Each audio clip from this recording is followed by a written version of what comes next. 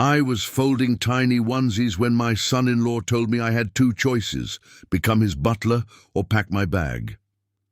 He didn't even look at me when he said it, just stood at the sink in our Naperville townhouse, letting the dishwasher hum like a satisfied witness, while October rain stitched the window with cold threads. "Coffee at 6:30, Evan said, ticking off duties on his fingers. "Shoes shined, SUV gassed. If you're going to live here, you'll earn it."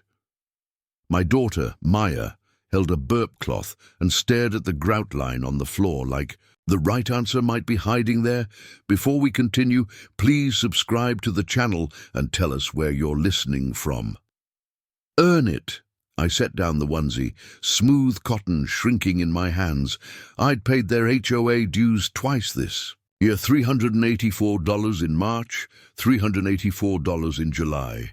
Painted the nursery in August and carried their spring property tax to the deadline. "Is this how you see me?" I asked Maya. She blinked hard, lips barely moving.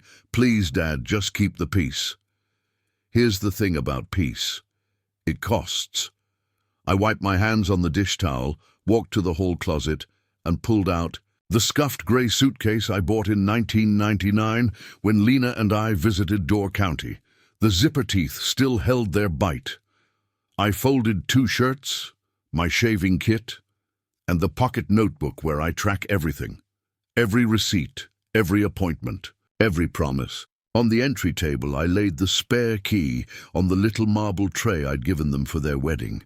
The Ring camera blinked blue in the corner of my eye. He followed me to the door.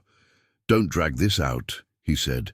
It was the tone that gets used on delivery guys when a package is late, a tone that assumes the world works for you. "The world doesn't," I said. "And neither do I." The elevator smelled like wet umbrellas and someone's peppermints. In the mirrored wall, I saw what Evan saw, an old man in a frayed denim jacket, a man who moves slower now and grunts when he bends. But I also saw the man who put in 40 years supervising concrete pours in November wind, whose name is on a trust that holds this very roof. I didn't throw that in his face. Paper should do the talking, not pride. At the roadway on Ogden, $79 a night, a key card that worked on the second try, towels like thin promises. I set the suitcase open on the bedspread and sat. A minute ago I'd been tucking my grandson's socks into a drawer I'd built. Now the drawer was a closed mouth back at the house, and I was a guest in a room that smelled of lemon cleaner and past arguments. I took out my phone and scrolled my photos until I found the screenshot of the deed summary with Lena's name on the trust. I pinched it bigger, then smaller, as if that could resize the ache. I called Rita. "I need a clean path," I said. She didn't ask for drama. She asked for dates. October 23rd, I told her, in kitchen. Evan said, "Serve him or leave." I left. When I hung up, I lined my receipts on the motel desk like a short parade. The 412 grocery run I did the week of the baby shower, the pediatric copay I swiped my card for in August, the 2 HOA slips, crisp as little white flags. The ice machine coughed in the hall. I opened my notebook and wrote a line under today's date, Naperville, Wednesday rain, then underlined the sentence that steadied my hands. "Respect is the rent we pay to stay in each other's lives." I turned off the light, listened to the radiator hush like a secret, and let the house I owned keep its silence for one night. The motel ice machine coughed at 2 in the morning like it had a cold, and the sound went straight through the drywall and into my bones. I lay there with my forearm over my eyes and tried to remember the last thing Lena said to me about pride. "It's a coat, not armor," she'd laughed, folding laundry at our old kitchen table. "Wear it when you have to. Hang it up when you get home." I had a coat and no home. By 7, I was in the lobby pouring coffee into a paper cup that went soft around the rim. Naperville was all pewter sky and wet leaves, a Thursday that felt like a warning. I carried the cup back to the room, cleared the motel desk, and made an altar of paper, the $384 HOA receipt from March, the $384 from July, the baby shower grocery slip with $402 circled in blue pen, the pediatric copay for August. I underlined the dates the way foreman chalk lines before a pour, evidence before emotion, concrete before story. I called Maya at 8:11 a.m. It rang, then shifted to her voicemail, her voice soft and tired. "Leave it after the beep." After the beep, I said, "It's Dad. I'm safe. I'll give you space. We'll handle this with paper." The last sentence wasn't for her. It was for me. At 10, I walked to Alvarez Hardware on Washington. The bell over the door made the same.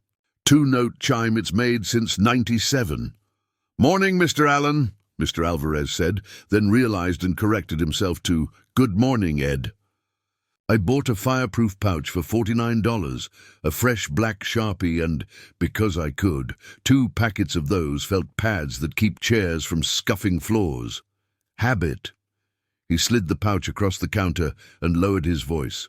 "Saw. You leave with a suitcase last night," he said. "You okay?"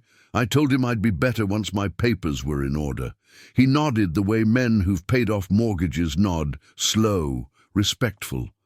I took the river walk the long way back, past geese, hissing like tiny guardsmen, past a boy in a red coat stomping puddles, while his mother laughed.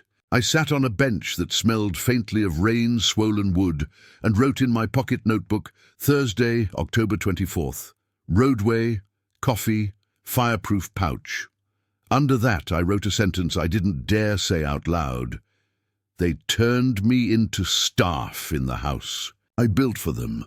Then I crossed it out because it sounded like pity and replaced it with respect is rent. I won't pay where it isn't collected. At 1:32 p.m., my phone buzzed with a local number I didn't recognize. "This is Kendra from First Prairie Bank," a woman said, brisk, careful. "Mr. Allen, I'm calling about activity on the memorial. Card tied to your late wife's account." The words late wife still tilt the room. I gripped the phone tighter. "Go ahead," I said. "We're seeing 3 charges flagged by our system in the last 72 hours. A florist at $2,800, a private chef deposit at $1,975, and event rentals at $1,240. Each lists the billing address as your townhouse on Jefferson. Do you authorize?" I could hear the ice machine cough again, though the hall was quiet. "I do not," I said. "Please dispute and freeze. The card is not to be used." She asked me to confirm the memorial card's last 4 digits. I did. "We'll email you statements and a dispute form within the hour," she said. "I'll also notate the account that you suspect misuse." I thanked her by name. When we hung up, I put the phone on the desk like it might burn. There are moments when grief and anger line up so perfectly they look like one shadow. I sat very still and saw the florist's hinging glass door, the private chef's website with its copper pots and polite adjectives, the rental company's photo of gold-rimmed plates I recognized from Evan's bragging posts. I pictured him typing in Lena's memorial card number because it was handy, or because it felt like free money, or because he wanted to host something curated and thought legacy meant centerpieces. I breathed until the room stopped shrinking. I opened my laptop and created a folder called Thanksgiving, then hated the capitalization and changed it to Thanksgiving. Inside it, I saved Kendra's email when it landed, downloaded the PDFs, and printed them at the motel's front desk for 20 cents a page. Back in the room, I highlighted the merchant names and underlined the totals. The way my old site accountant taught me to mark change orders, you'll need the judge to notice. At 3:07 p.m., a text from Evan arrived. A photo of 2 crystal decanters and an artful stack of cookbooks captioned, "Legacy begins at this table." No punctuation, like a decree. I took a screenshot and slid my phone face down. 2 minutes later, another text. "If you plan to come crawling back, make it before the holiday, and we'll think about letting you stay." I didn't answer. I refuse to text a man who calls me staff. Around 5, the motel clerk slipped a takeout menu for a place on Ogden under my door. Gyros and fries for $8.99. I ate at the little table, the meat too salty, the fries perfect, and felt the day pushing its weight on my shoulders. When the sun finally punched through the cloud deck and threw an orange band across the carpet, something in me gave way. I went into the bathroom, turned on the fan, and cried into a folded towel so nobody could hear. It wasn't loud. It was long. When the tears were done, the work began. I stacked the receipts in the fireproof pouch, put the deed copy on top, slid in the HOA slips, tucked Kendra's emails behind them, and sealed the zipper like I was closing a small vault. Then I drew a box in my notebook and made a plan, like I'd make a schedule before winter. 1. Secure the house with paper. No locks until lawful. 2. Document past support, rent credits, HOA, taxes.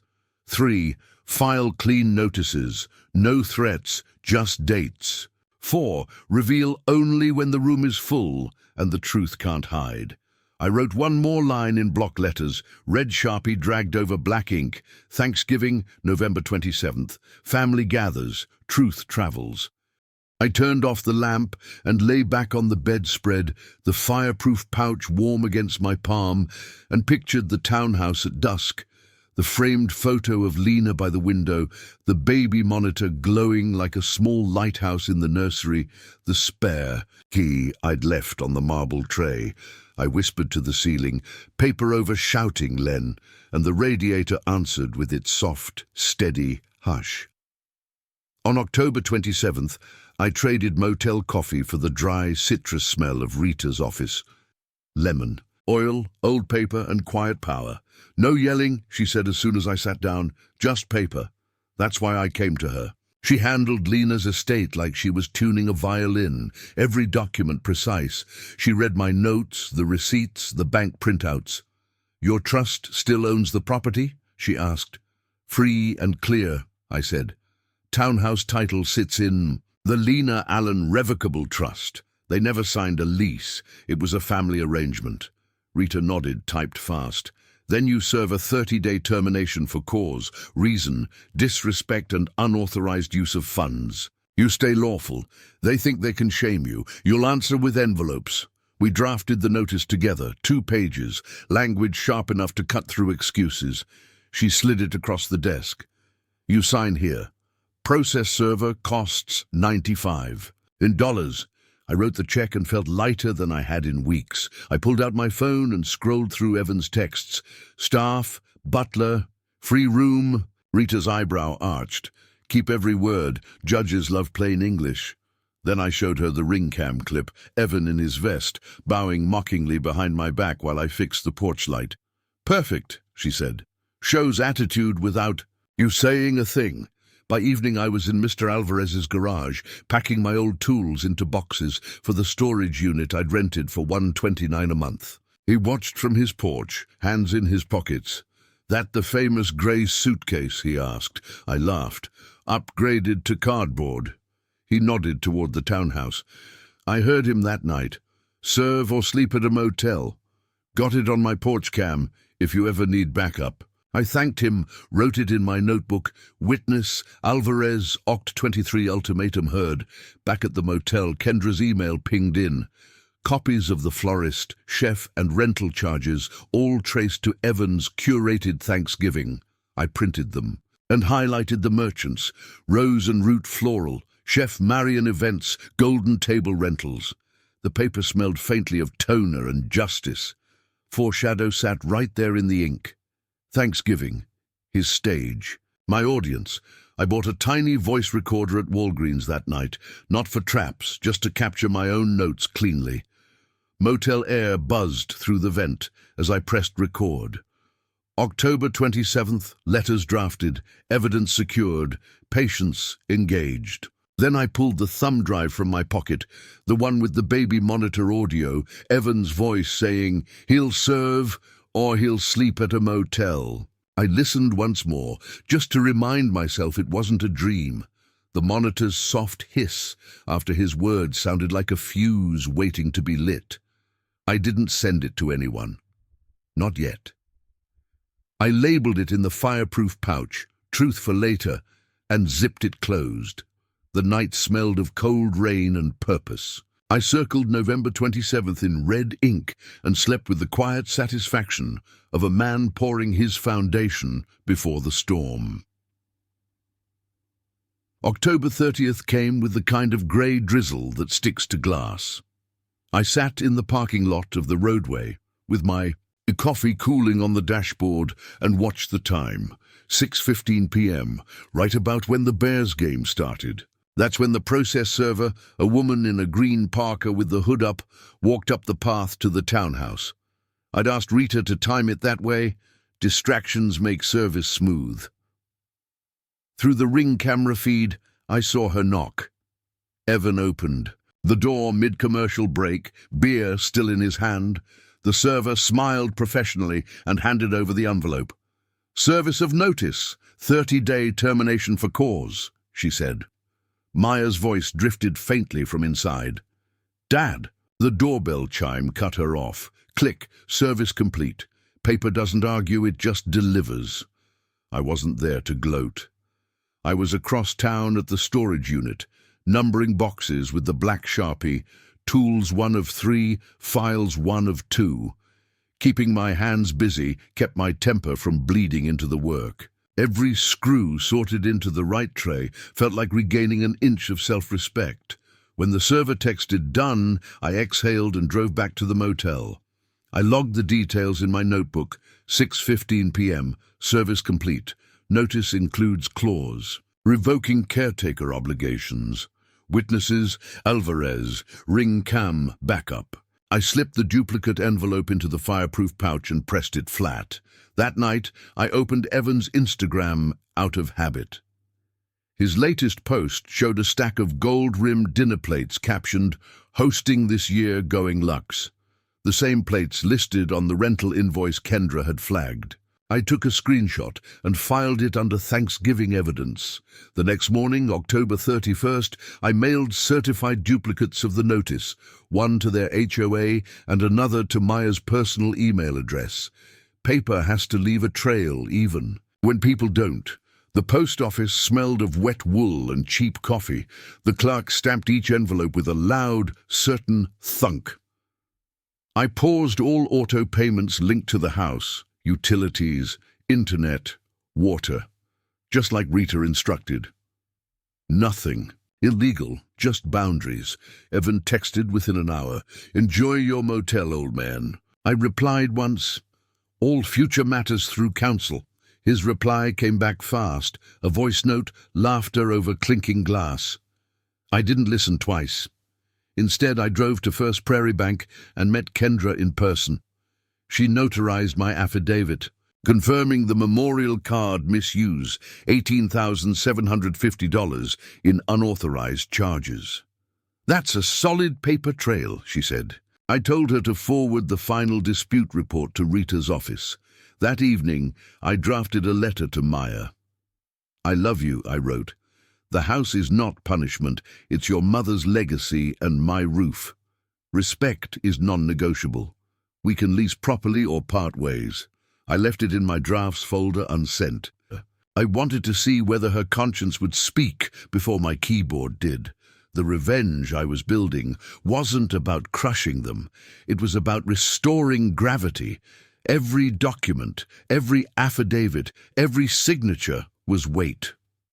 Let the paper pull. The truth back down to earth. By November 2nd, storefronts were filled with fake snow and stuffed turkeys. Families planned menus. I planned filings. The world looked festive, but for me it was pre-battle silence. I ran my thumb over the red circle on my calendar, November 27th, and whispered, "Let the dinner be loud enough for everyone to hear." November 8th. The motel heater rattled awake just as a fist slammed my door. "Open up, Ed!" I knew that voice. I didn't move. Through the peephole I saw Evan, face pink from the cold. Coat collar popped like he was still trying to impress someone. He must have driven straight from work. His company badge still hung crooked from his belt. "Let's not play games," he said, palms on the door.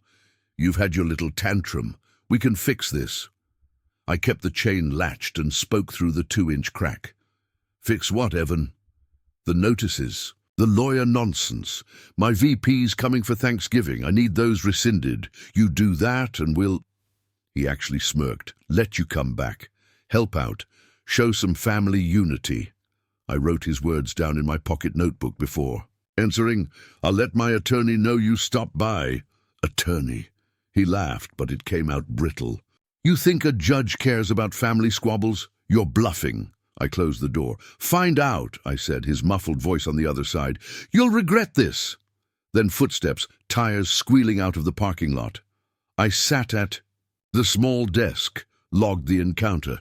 Nov 8, 10:12 a.m. Evan Allen, verbal threat, requested rescission of termination before Thanksgiving. I underlined, before Thanksgiving. That deadline meant more to him than marriage vows. That afternoon, my phone buzzed. Maya. Dad, can we meet? We sat in a corner booth at Lou Malnati's, red vinyl cracked from years of elbows. She looked smaller than I remembered. Dark, circles beneath her eyes. She didn't touch her salad. Please, she whispered, don't humiliate us. Evan's VP, his team, they'll be here for dinner. Just let this go. I laid the math on the table like cards. Fair rent, $2,400 a month. You've had 3 months credited already, $7,200 total, plus $18,750 in card misuse from your mother's memorial account. We can settle privately with a payment plan, or I can file it publicly after the holiday. Her hand froze mid-air, fork clinking against the plate. You'll ruin him, she said. No, I said softly. He's doing that on his own. She leaned back, voice dropping. If he loses this promotion, we lose everything. And if I lose my self-respect, I said, I lose me. The silence stretched between us like wire. She finally nodded, tears catching light from the neon. Sign in the window. I didn't push. I just handed her a napkin and said, think carefully about what kind of house you want your son to grow up in. Later that night, another text pinged from Evan, a screenshot of an email confirmation from Chef Marion Events. Subject line, Thanksgiving final prep. Head count, 14 guests. Billing, Lena Allen Memorial Card. Pending final charge. I forwarded it straight to Kendra at First Prairie. 10 minutes later, her reply, card frozen, charge declined. Merchant notified. I sat back and exhaled. One fuse quietly snuffed out. Before bed, I walked over to Mr. Alvarez's porch, hands in my jacket pockets. His yellow porch light flickered like a wink. Need a favor, I said. Keep your door open around 4 p.m. on Thanksgiving, just in case voices carry. He grinned. Always liked a good parade. Walking back to the motel, the cold smelled of chimney smoke and wet leaves. Storefronts glowed with early holiday lights. Families were pretending everything was normal. Our house wasn't. But by then I'd stopped wishing for normal. I was building justice in plain sight, and the calendar was counting down the days until everyone else saw it too. 2 days before Thanksgiving, the motel carpet still smelled faintly of disinfectant and coffee when I spotted the envelope slid under my door. No knock, no note on the outside. Just a bulge that looked like guilt in paper form. Inside, 12 crisp $100 bills and a single line written in block letters. We're square. Evan's handwriting. He thought he could buy Dignity Retail.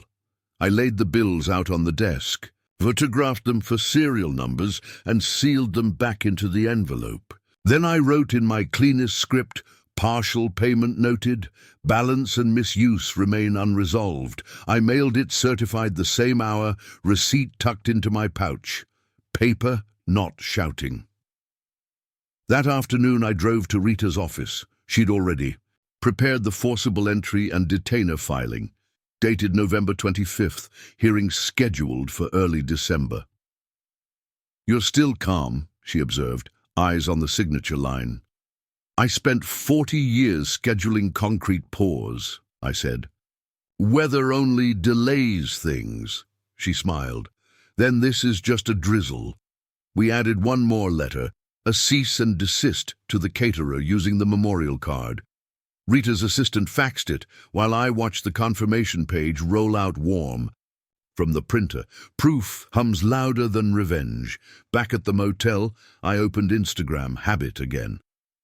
Evan had posted a looping boomerang of crystal decanters, captioned, "Legacy begins at this table." I sent the screenshot to Rita. She texted back, "Judges like receipts, not captions." Near dusk, Kendra called from First Prairie Bank. "He tried another charge," she said. $3,450, listed as last-minute staffing, declined automatically. "Thank you," I said. "I'll email the decline notice for your records." When the PDF arrived, I printed 2 copies, slid them into a manila folder I labeled in thick ink, "Thanksgiving." That night I ironed my one blazer, the navy one from Lena's funeral. I polished my old steel-toe boots out of habit, force of trade. Then I wrote out 3 sentences on an index card, the ones I would use if anyone asked why I came back. "Respect is rent. I won't pay it where it's not collected. Today, I'm not here to fight. I'm here to set the record straight." I practiced, saying them aloud until they sounded like truth, not performance. The next day, November 26th, Rita called to confirm the locksmith appointment for the morning of the 28th. Legal, documented, after the notice period expired. "You're not changing locks out of spite," she reminded me. "You're just ending confusion." "I like endings," I said. When I hung up, I looked around the motel room, the neatly folded receipts, the pouch, the blazer on its hanger. Everything ready. Outside, the sky was dull pewter. Somewhere across town, my daughter was basting a turkey bought with someone else's apology, and Evan was polishing glassware for people who didn't know whose house they were eating in. He thought he'd set the stage. He didn't realize I'd built the foundation. I turned off the lamp and whispered to the dark, "Tomorrow, the truth gets served warm." Thanksgiving Day, November 27th, 3:58 p.m. The neighborhood smelled like cinnamon, wet leaves, and ambition. I carried a store-bought turkey in one arm and a manila folder in the other. The townhouse lights blazed through the drizzle, every window shouting, "We're fine." The ring cam blinked as I pressed the bell. Evan opened the door in a charcoal vest, and an actor's smile that didn't reach his eyes. "You weren't invited," he murmured. Behind him, laughter. His VP and district team circled the island, wine glasses flashing. Gold-rimmed plates lined the table like trophies. "Just dropping something off," I said, stepping across the threshold before he could block me. The smell of roasting meat tangled with tension. Maya stood near the high chair, clutching a napkin. Her voice shook. "Let him say something." Evan's grin stiffened. "Make it quick." 12 faces turned. The room hushed except for the baby monitor's soft hiss on the counter. I placed the turkey on the granite, then set the small gift box beside it. "I came to wish you a good holiday," I began, "and to return what isn't mine." Maya frowned as I opened the box. Inside sat the framed spare key, the one I'd left on their marble tray weeks ago. "A reminder," I said, "that keys only open doors built on respect." A few polite laughs from the guests, thinking it was sentiment. Then I opened the holder. "Paper always silences a room. This home," I said clearly, "is owned by the Lena Allen Revocable Trust. You've been month-to-month tenants under a family arrangement. On October 30th, you were served a termination notice for cause, disrespect and unauthorized use of funds. I'm not changing locks, not shouting, not staying. I'm simply handing copies to the people you told I was your servant." I handed one envelope to Evan's VP. The man's brow furrowed as he read. Additionally, I continued, sliding printed pages across the table, these are declined charges from my late wife's memorial card. Florist, 2008. 100. Private chef, 1,975. Event rentals, 1,240. Staffing, 3,450. Each tied to this address. Evan's face drained to grey. You're ruining my career, he hissed. No, I said quietly. I'm documenting my dignity. The VP's wife whispered, Is this a joke? I looked toward the counter. The baby monitor still blinked. No joke, I said, pressing play. Evan's recorded voice filled the kitchen. He'll serve or he'll sleep at a motel. The sentence hung like smoke. Nobody breathed. Maya's hand covered her mouth. Mr. Alvarez's door across the hall cracked open. I saw his silhouette through the window, listening. Evan lunged for the monitor. I simply stepped back and let the playback end. Then I read my 3 sentences from the card in my pocket. Respect is rent. I won't pay it where it isn't collected. After dessert, I'll leave you to your guests. I laid the framed key on the table beside the turkey, nodded to the VP, and turned for the door. Behind me, forks didn't move. No one spoke. Only the faint creak of the baby's swing broke the silence. On the porch, rain slicked the steps. Mr. Alvarez called softly. Good dinner? I smiled. Honest one. By the time I reached the sidewalk, my phone vibrated with the first missed call. The house behind me looked smaller, the kind of small that comes when truth finally fits inside it. By the time I reached the motel, the sky had gone the color of cold iron. My phone screen glowed like a siren. 13 missed calls between 7:40 and 10:15 p.m. Maya, then Evan, then unknown.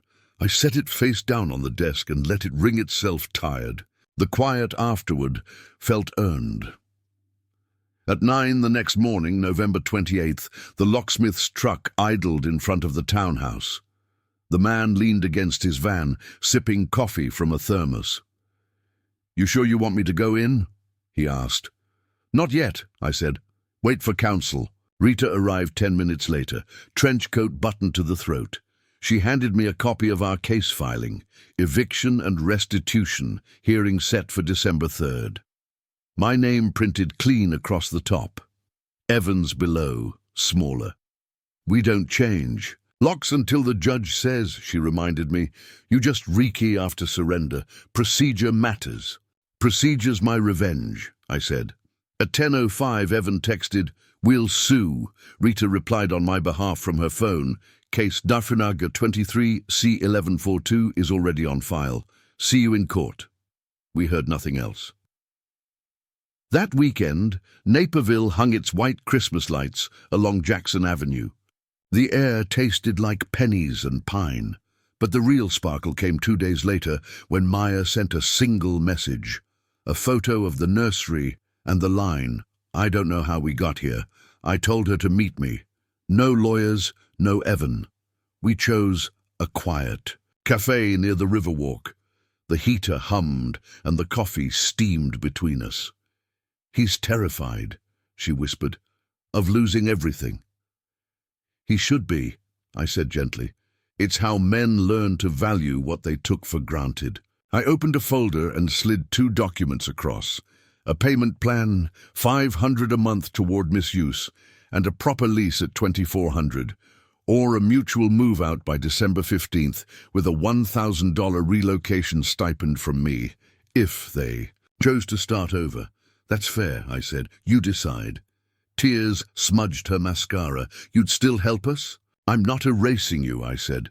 I'm setting boundaries you can lean on. When she left, I stayed long enough to watch her walk out into the cold. The church bells struck 4. For the first time in weeks, I didn't feel small. On December 3, I sat in a courtroom that smelled faintly of old carpet and peppermint gum. Evan showed up in a suit, half a shade too shiny, jaw tight. The judge, grey hair in a bun, read everything silently. Deed, notices, bank affidavits, the transcript of his own voice from the baby monitor. She looked up only once. Mr. Allen, she said to Evan. "You've left quite a paper trail." Rita spoke for me. No drama, no adjectives, just dates, documents, and decimals. The ruling came crisp and short. Restitution for the misused memorial funds, scheduled repayment, a move-out date of December 12th or formal eviction thereafter, and a caution regarding further unauthorized charges. Evan's knuckles went white. On the table, Maya stared at her lap, trembling but silent. When the gavel struck, the sound was cleaner than applause. I walked out into the winter light and filled my lungs. The courthouse steps were slick with snowmelt. Rita clapped my shoulder. "Paper over shouting," she said, smiling. "Always works." By that night, the only thing echoing in my phone wasn't their voices. It was silence, the kind that finally means peace. Justice didn't come with music. It came with the sound of packing tape ripping through silence. December 10th, I parked across the street and watched movers carry out the grey sectional I'd helped them haul up the stairs last spring. The air was cold enough to bite, but clear enough to see everything. A white moving truck idled at the curb, hazard lights blinking like punctuation. The front door was propped open. Maya stood in the foyer, coat over her shoulders, hair pulled back like she hadn't slept. She caught sight of me through the window, gave a small nod. Not defiance, not shame, just recognition. Evan didn't look up. He barked directions at the movers, tried to sound in control, but his voice cracked each time a box dropped too hard. I heard him tell one guy, "Careful with that, it's heirloom glass." The irony nearly made me laugh. That afternoon, Rita texted, "Restitution plan signed, first payment January 5th, court accepted." I replied, "Understood." 2 days later, December 12th at 9 a.m., the locksmith met me out front for the rekey. The last of their belongings was gone. He handed me a new set of brass keys and an invoice for $185, which I paid on the spot. The jingle of metal in my palm sounded cleaner than any verdict. Inside, the townhouse felt lighter, walls echoing, dust still settling in the corners. The nursery door creaked open to reveal half-peeled stickers of cartoon stars and one forgotten. Rattle on the sill. I picked it up, set it gently on the shelf and turned toward the living room. On the mantel sat the framed photo of Lena I'd put there years ago. Somehow, they hadn't moved it. She faced the window again, just as she used to. I placed the framed spare key next to her picture, like a final ledger entry. My phone buzzed, 5 missed calls from Maya. I sat on the stairs and finally answered. Her voice trembled. "Dad, can we come by for Christmas dinner?" I stared at the half-packed boxes, the calm hum of the radiator, and said softly, "Let's start smaller. Sunday lunch next week, just you and my grandson." Silence stretched, then a small exhale of relief. "Okay," she said. We picked December 21st noon, Riverwalk Cafe. After the call, I rang Rita to thank her. She laughed. "Paper over shouting works every time." That evening, I carried a turkey over to Mr. Alvarez. He opened the door, eyebrows raised. "Parade's over," I told him. He chuckled, slicing the twine on the bird. "Liked your ending. Better than the Bears' season," he said. I walked back home under strings of white lights and realized justice doesn't roar.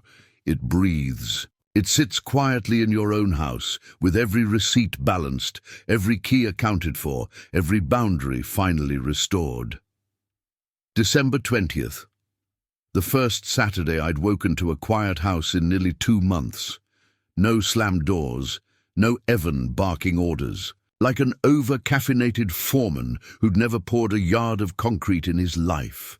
Just the soft hiss of the radiator, the tick of the hallway clock Lena bought at a church rummage sale for $8, and winter light sneaking through the blinds, like it didn't want to disturb anything. I brewed coffee in the dented steel pot Lena used to scold me for keeping. "One day I'm going to smelt this thing into a ring," she'd say, tapping its side. I'd tell her it brewed better than any expensive nonsense because it remembered us. The smell filled the kitchen and reached into a place in my chest that had been clenched since October 23rd. I set the mug on the counter and touched the edge of the marble tray where I'd left my spare key the night I walked out. The tray was back where it belonged, not a staging prop, but a little lake of stone. After breakfast, I did the only thing I know to do when silence scares me. I worked. I tightened the pantry door strike plate that had been misaligned for years, pencil marked the hinge, shaved a whisper of wood with a block plane until the latch clicked like a good idea. I straightened a crooked cabinet handle, replaced a whining GFCI outlet by the sink, and relabeled the breaker box with my block letters, instead of Evans' looping ones. The house creaked under my steps, as if it were exhaling after holding its breath too long. The sound felt like forgiveness that didn't need words. Mid-morning, sorting the hallway closet, I found the shoebox I'd packed at the motel. Receipts, a spare phone charger, 2 unused earplugs, and the pocket notebook puffy with steam, rain, and coffee stains. The first page read in my own hand, block letters underlined twice, "Respect is the rent." I didn't know then how much I'd need that sentence. I thumbed forward through October and November. Dates, dollar amounts, merchant names, my own handwriting, getting steadier as the plan took shape. Near the back, I'd drawn a tiny house with a checkmark beside it. Beside the drawing, I'd written, "After the storm, inspect the foundation." It made me laugh out loud. Only a man who lived too long with concrete would write that to himself. At 11, the doorbell rang. I stiffened, set the notebook down, and checked the peephole. Mr. Alvarez stood in his green parka, a brown bakery box balanced on one hand like a waiter from an old movie. When I opened the door, cold air hugged my ankles. "Brought Patsky," he said. "My sister's a sugar terrorist." We sat at the kitchen table with coffee and donuts dusting our shirts white. He leaned back and grinned, eyes crinkling. "That was some show you put on Thanksgiving. Quietest fireworks I ever heard." I told him the judge's ruling. Move out by December 12th, restitution filed, first $500 due January 5th, and he nodded like a man listening to a weather report that matched his joints. "Good," he said, wiping sugar with his thumb. "Some houses you fix with nails, some with paper. Either way, you do it with your mouth shut and your eyes open." When he left, I pulled a manila folder from the drawer and did what I do best. I created a clean ledger. Ledger, House and Legacy. I wrote it at the top. Inside, the deed copy with Lena's maiden name glinting like a coin, the $180 locksmith invoice, the USPS green certified mail slips clipped together, 2 ring cam stills printed on cheap paper, Kendra's emails on the declined charges highlighted and initialed, the caterer's apology for attempting to bill the memorial card, apology accepted and archived. I added a cover sheet with dates and a single sentence at the bottom, "Paper keeps memory honest." In the afternoon, I walked the Riverwalk to tire out the anxiety that always wakes up when I sit too long. The river had started to ice from the edges inward, like a careful compromise. Teenagers in hoodies flicked stones and watched the ripples try to freeze mid-circle. A father in a bear's beanie lifted his daughter over a patch of slush. A gust pushed frozen leaves along the path like they'd been assigned a new job. I thought of the thin blue line of the baby monitor light, the way it had blinked like a lighthouse while I turned my respect back into law.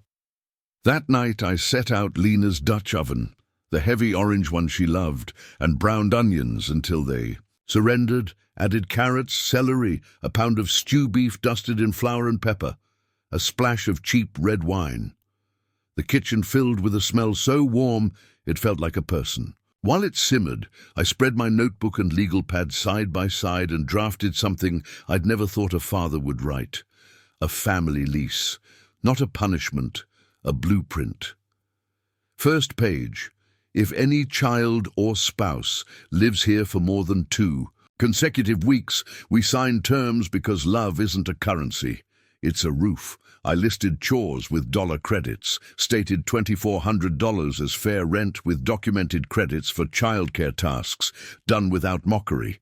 Set quiet hours and guest limits. and wrote a rule I wished I'd known to write 20 years ago.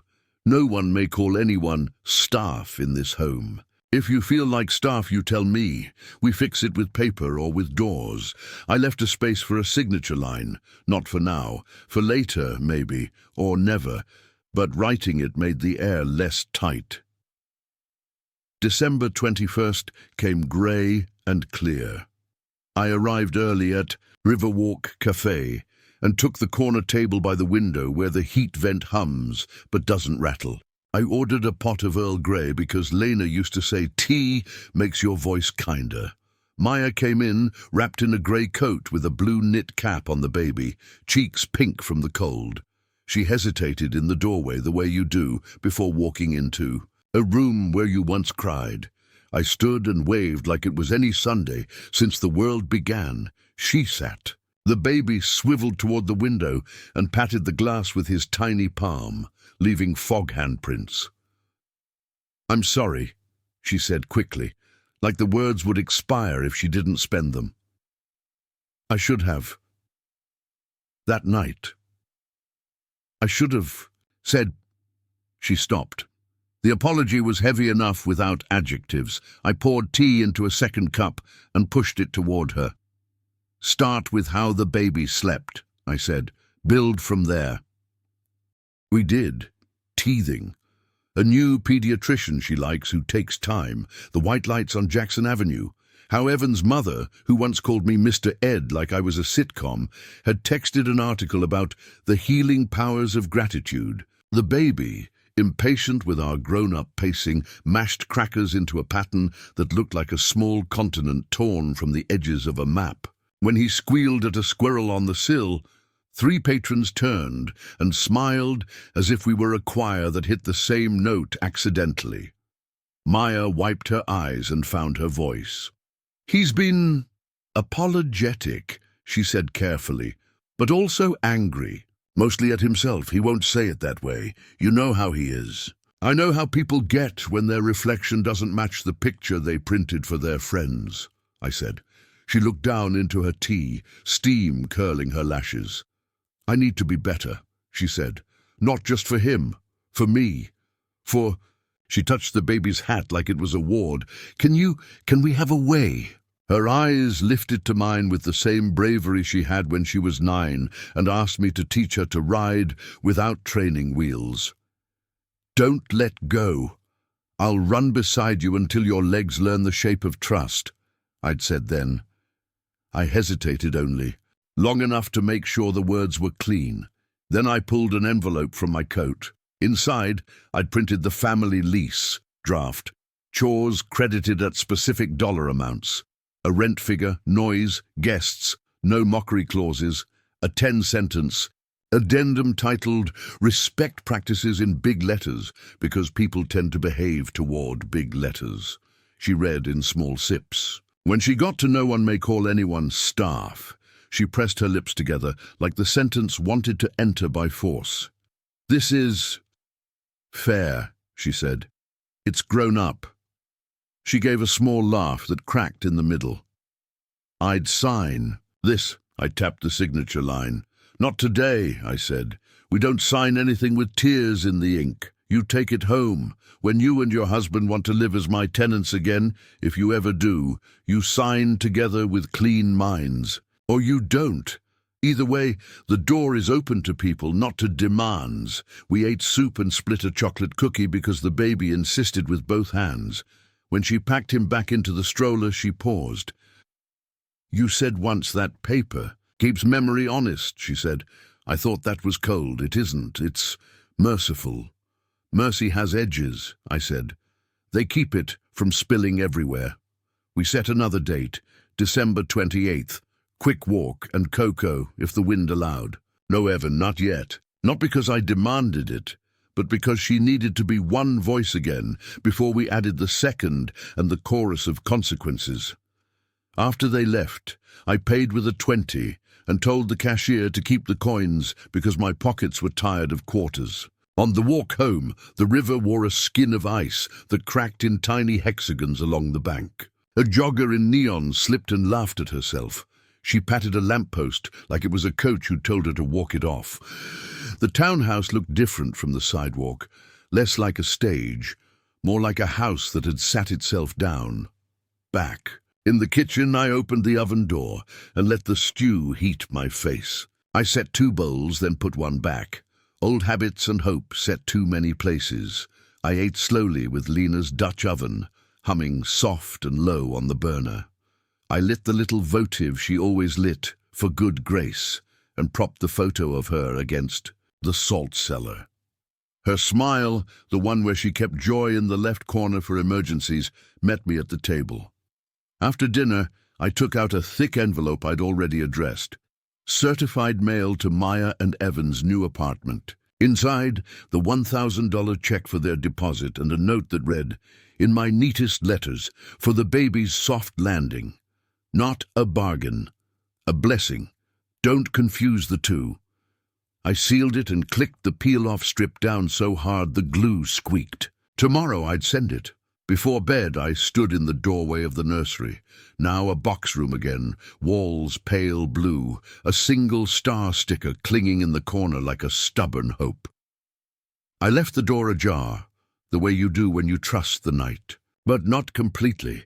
In Lena's absence, I have learned that love isn't the constant presence of a person. It's the continuous repair of what they taught you to care for. The radiator gave its evening sigh. The house settled. The clock in the hall ticked through December 20th and nudged me into December 21st. When I turned out the light, the quiet wasn't empty anymore. It was mine. January braided cold into everything. Fence wires, tree bark, the joints of old men who pretend not to feel it. On January 2nd, the mailman wedged a glossy corporate HR postcard in my box, the kind with snowflakes and words like team and values printed in a font that wears cufflinks. Inside, someone had scrawled in blue pen, "We value integrity in leadership." No signature. It wasn't important who wrote it. The sentence carried its own sender. I taped the card inside the pantry door, near the breaker map I'd redone. Not as a trophy, but as a label on the shelf where I keep better choices. On January 5th, $500 arrived in my account. No note, just the bank line. Restitution transfer, E. Allen. I didn't savor it. I logged it like a foreman checking rebar delivery. Date, amount, case number in parentheses, initialed with my own E. I made a copy of the bank page and slid it into the Ledger House and Legacy folder behind Kendra's emails. Paper isn't revenge. It's a witness that doesn't forget. That afternoon, sunlight found the dust and turned it into confetti. I took down the framed spare key from beside Lena's photo, polished the glass with the edge of my t-shirt, and set it back so the window didn't reflect my face, but the backyard cottonwood. In the reflection, the tree looked like a hand refusing to let go of the sky. I let that metaphor sit with me, like a cheap fortune cookie that somehow got the tone right. Maya texted a picture at 3:22 p.m., the baby standing without help beside the couch, cheeks furious with effort. 3 steps, she wrote. I wrote back. A photo of the framed key and the caption, "Doors open when respect walks with you." She responded with a single heart, and then, in the next bubble, "Lunch Sunday? My treat." I said yes, and made a mental note to ignore her attempt to pay, because paying for your adult child's sandwich isn't spoiling them. It's a superstition I intend to honor until they put dirt on me. On January 7th, I ran into Evan at the Jewel Osco. On Raymond, I was studying the price of stew meat like it owed me an apology when I felt presence at my shoulder. He stood with a red shopping basket and a jaw that had been clenching for weeks. We both stared at the same sticker, 6999LB, as if one of us could talk it down by sheer reputation. "Ed," he said, acknowledging me without the edge he'd spent so freely. He looked smaller without noise. Men do. The aisle smelled like bleach and oranges. "Evan," I said, "how's the baby?" "Walking," he said. "Well, falling with style." He tried a smile. It tried to become real. We stood there with Slow-cooked beef between us like a neutral country. He thumbed the handle of his basket. HR asked me to write an addendum about the Thanksgiving night, he said suddenly, voice low. For optics, He swallowed.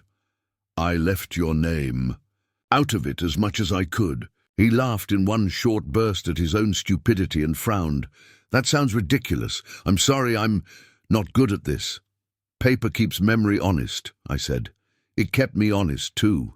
He nodded. If it helps. He stopped, then started again from someplace without performance. Thank you for not adding fire to it. You could have burned me down.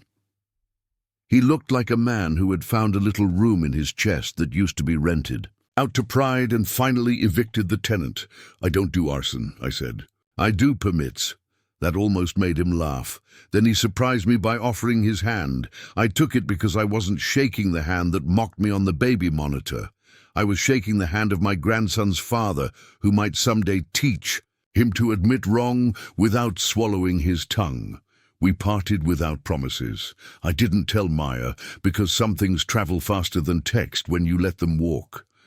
On January 10th, a white envelope arrived addressed to the estate of Lena Allen. I felt the brightness leave the kitchen for a second. A grief draft. Inside was a refund check for $219.40 from the event rental company, issued after Kendra's dispute. Apology for inconvenience, the memo line lied through its teeth. I photocopied the check front and back, deposited it, wrote $219.40 on the ledger, page under restitution side currents, and thought about how even apology has a tone, bland when it's protecting a calendar. Sunday lunch with Maya at Egg Harbor was all steam and chatter. When the hostess asked 2.5, I said, no, 3, because a toddler is not a fraction, he is a cosmos with a sticky orbit. Maya reached for the bill at the end. I slid it under my palm. She rolled her eyes and let me win. How's the draft lease? I asked, not insisting, only checking the pulse of an idea. We read it, she said. He was defensive, then quiet, then more quiet. A smile flickered and vanished. I told him if we ever step back into your house, we come as people, not as gravity wells. She paused. He said he could sign it. Not now, but he could. That's not for me, I said. It's for the air in the room. A week later, January 17th, I met with Rita to close out a few filings. Her office smelled of lemon oil and finite patience. Restitution is on schedule, she said, tapping the line item with the tip of a pen. If he misses, we go back before the judge. For now, enjoy the piece you paid for. She slid a slim folder across the desk, color-tabbed like a science fair project. Allen v. Allen, disposition. She smiled. You built this case like a porch, no squeaks. I built it like a porch because I wanted to sit on it, I said, not because I wanted strangers to admire it. On January 19th, I took down the Christmas lights from the window, rolled them into a gentler coil than last year, and labeled the box in my square letters. While I stood on the chair, the doorbell rang. Mr. Alvarez held up a plastic grocery sack that clinked. Tamales, he said. My sister again. She is a culinary tyrant. We ate on paper plates at my table, the red sauce warming more than my tongue. He squinted at the HR postcard taped in the pantry when I got up to fetch napkins. Integrity and leadership, he read. That's just a fancy way to say, don't be a jerk when people are watching. I laughed hard enough to cough. That night, feeling useful and a little ambitious, I drew a map of the house keys on a yellow legal page, one set in my desk, one with Rita's originals, one with the locksmith's code printed and sealed in the fireproof pouch, and a note to myself. If hospitalized, give Maya one set only with signed visitor clause. It might sound morbid to some people. To me, it is love in pencil.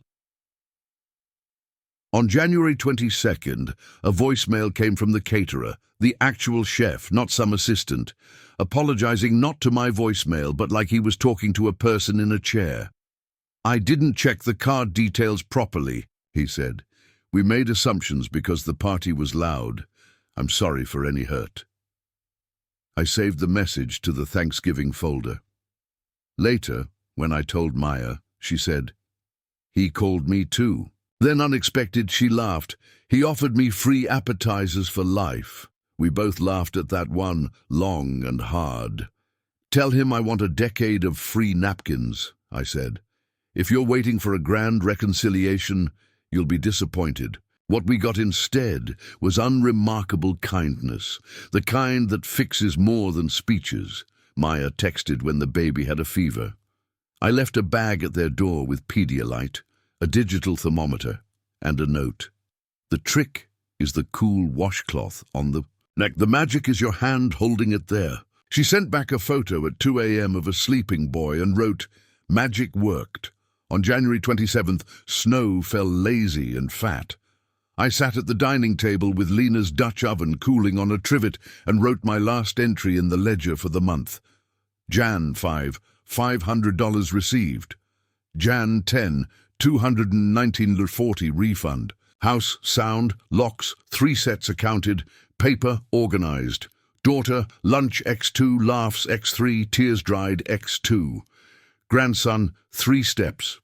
I put the cap on my pen and listened to the radiator's soft applause. Then I did something I had been avoiding. Because men of my generation think quiet pain is a duty, I took out a photo album, not a digital scroll. An album with plastic sheets that trapped the air of old rooms. There we were, Door County, 1999, the scuffed grey suitcase in the corner like a house pet. Maya at 7, missing teeth and proud, holding a gold paper star. Lena in the kitchen, hand on the Dutch oven, eyes saying, "Sit, you've done enough." I let the memories run, not as evidence, not as leverage, but as river water that doesn't ask permission to become itself. The final irony showed up like quiet. Company. I remembered Evan's caption, "Legacy begins at this table." He wasn't wrong. He just misunderstood what a table is. It isn't the centerpiece cost, $2,800. I have the photo of that bill to remind me. It's the ledger you write with the people you feed. It's the rule that everyone at the table washes the dish they used, not because you're staff, but because you're family and your hands know soap. It's the truth that a man can be evicted from your house by law for mocking you and still be invited to your heart later by grace if he pays his restitution and learns not to confuse the two. Near midnight, with snow muffling the street, I wrote my last note on the inside cover of the ledger, not for a judge, not for a VP, but for whoever finds this folder after my hands are done. Revenge is loud when it's young and frightened. When it grows up, it becomes a boundary and puts its feet up. I closed the folder, pressed it flat like a sleeping animal, and slid it onto the shelf beside the fireproof pouch. I turned off the kitchen light and stood in the doorway where I had once stood, with a scuffed suitcase and a hurt that felt like a country. The house was mine again, not because paper said so, though it did, but because I kept my dignity like a pilot light. It warmed the room without burning it down. When I climbed the stairs, my phone buzzed on the newel post. One more. Message from Maya. "Night, Dad. Thank you for today." I typed back, "Night. Tomorrow bring the boy over to slide on the hallway rug. I'll show him how to fall with style. That's the thing I learned this winter. You don't have to cure every arrogance. You just have to outlast it with patience." And paper. I am not the hero of my son-in-law's lesson. I am the steward of my own. So I end where I began, but straighter. I didn't lose them. I didn't win them. I set the table I could live with, paid for by a ledger, a locksmith's $185 invoice, a judge's clean sentence, and a heart that refused to keep paying a rent it never owed. You want a line to remember? Here's mine, written on a motel nightstand and proved in a kitchen with a framed key. You didn't lose me. You gave me away, and I walked home.